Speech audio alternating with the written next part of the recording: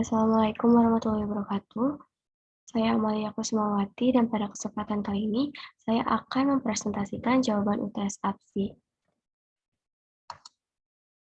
yaitu soal 1. Yang pertama adalah contoh kelemahan dan kekurangan sistem informasi kalau tidak pakai ERP, berikan studi kasus.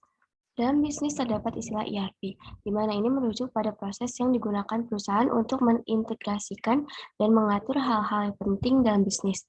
ERP memberikan fasilitas untuk setiap departemen dan solusi dari ERP akan berkembang mengikuti bagaimana seseorang menjalankan bisnisnya. Perusahaan yang tidak menggunakan ERP akan mengalami kesulitan mengambil keputusan secara cepat karena tidak adanya data yang akurat dan tepat waktu.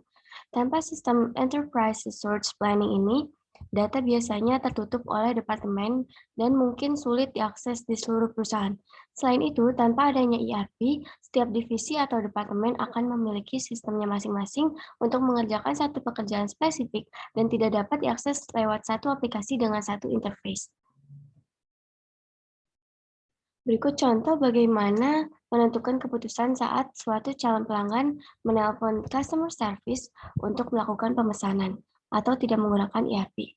Yaitu salah satunya adalah perusahaan jasa. Saat suatu calon pelanggan menelpon customer service untuk mendapatkan suatu layanan, customer service tidak dapat menentukan apakah bisa memberikan layanan atau tidak, karena tidak mengetahui apakah ada staf yang bisa melayani atau tidak. Customer service juga tidak bisa menentukan apakah kredit limit dari pelanggan tersebut cukup untuk transaksi ini. Selanjutnya adalah nomor 2, yaitu jelaskan fitur modul purchase, sales, dan finance accounting. Yang pertama adalah modul purchase, yaitu memudahkan dalam mencari vendor dari harga penawaran yang diberikan, dapat mengkonversi harga menjadi pesanan pembelian dengan mudah, memiliki metode pemantauan dan pelacakan faktor penerimaan barang yang dipesan. Odoo juga memungkinkan sistem untuk menghasilkan secara otomatis draft pembelian. Fitur-fiturnya yaitu ada purchase, request for quotation, purchase orders, suppliers, incoming products, invoice control, on draft invoices, dan on purchase order lines.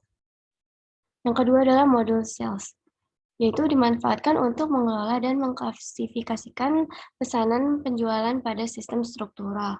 Dapat memungkinkan untuk membuat pesanan baru dan melihat pesanan yang sudah ada. Sistem konfirmasi pesanan pengiriman barang, faktur, dan waktu yang ditentukan oleh pengaturan dalam setiap pesanan. Mampu memantau seluruh informasi mengenai penjualan dan mengontrol untuk setiap tahapnya. Fitur-fiturnya yaitu ada sales, sales teams, customers quotations, sales orders, dan products. Yang terakhir adalah modul accounting dan finance, yaitu modul saling terhubung dengan fitur pendukung lainnya. Terdapat fitur tambahan yaitu pembayaran bank elektronik dan dilengkapi akun pembelian dan penjualan, analisa keuangan, pajak, aset, dan anggaran. Fitur-fiturnya yaitu customers, suppliers, bank and cash, journal entries, charts, budget, payment assets, payment follow-up, periodic processing, dan reporting. Yang ketiga adalah bandingkan modul Odoo tugas Anda dengan salah satu aplikasi komputer non-ERP, misal Accurate, Zahir, MYOB, dan lain-lain. Analisa tiap fiturnya. Odoo termasuk server aplikasi atau server web, dikenal sebagai Odoo Server, yang berfokus pada ERP, logika bisnis, dan akses web browser untuk klien. Bagian server dan logika bisnis dari Odoo ditulis dalam bahasa pemrograman Python, sedangkan web client ditulis dalam JavaScript. Database yang mendukung aplikasi Odoo ini hanya PostgreSQL. Kelebihan Odoo yaitu Odoo ERP menawarkan banyak modul yang dapat digunakan untuk memenuhi kebutuhan bisnis. Odoo memperbolehkan penggunanya untuk hanya menggunakan atau menginstal modul yang hanya dibutuhkan oleh penggunanya. Total biaya kepemilikan Odoo relatif murah karena aplikasi ini berbasis open source serta bebas biaya lisensi. Pengguna dapat mendownload perangkat lunak secara gratis, mengujinya, dan menggunakannya. Odoo memungkinkan perusahaan untuk menyatukan proses bisnis mereka dengan mudah dan efektif. Untuk kekurangan Odoo yaitu biaya pengembangan sistem sangat tinggi, risiko tidak kembalinya investasi yang dilakukan sangat tinggi, ketidakpastian untuk mendapatkan sistem yang tepat sesuai dengan spesifikasi yang diinginkan, faktor waktu atau kecepatan, proses pembelajaran pelaksanaan sistem informasi membutuhkan jangka waktu yang cukup lama, dan tidak adanya jaminan loyalitas pekerja setelah bekerja cukup lama dan terampil. Lalu ada DEA atau DAC Easy Accounting. DAC Easy Accounting adalah salah satu software komputer untuk akuntansi yang diproduksi oleh Sage Software Inc. DAC Easy Accounting merupakan serangkaian modul yang terintegrasi guna mengolah data akuntansi sehingga menghasilkan laporan keuangan. Dengan DAC Easy Accounting, pengolahan data akuntansi yang manual relatif tidak diperlukan lagi, karena dapat ditangani dengan cepat dan tepat oleh DAC Easy Accounting. DAC Easy Accounting dan Payroll 95 memiliki berbagai keunggulan baik dari segi fungsi, menu, dan modul jika dibandingkan versi-versi sebelumnya.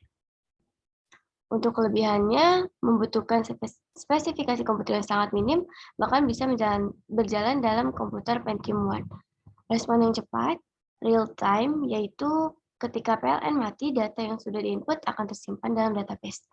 DEA sangat bagus untuk estimasi efisiensi relatif UKI atau unit kegiatan ekonomi. Untuk kekurangannya yaitu DEA sangat lambat untuk mengukur efisiensi absolut, dengan kata lain bisa membandingkan sesama UKI tetapi bukan membandingkan maksimisasi secara teori. Uji hipotesis secara statistik atas hasil DEA sulit dilakukan. Menggunakan perumusan linear programming terpisah untuk tiap UKI, yaitu perhitungan secara manual, sulit dilakukan apalagi untuk masalah berskala besar. Bobot dan input yang dihasilkan oleh DEA tidak dapat ditafsirkan dalam nilai ekonomi. Tampilan menu kurang menarik dibandingkan software akuntansi lainnya, hanya terkesan simpel dan sederhana. Sekian yang dapat saya sampaikan, kurang lebihnya mohon maaf. Wassalamualaikum warahmatullahi wabarakatuh.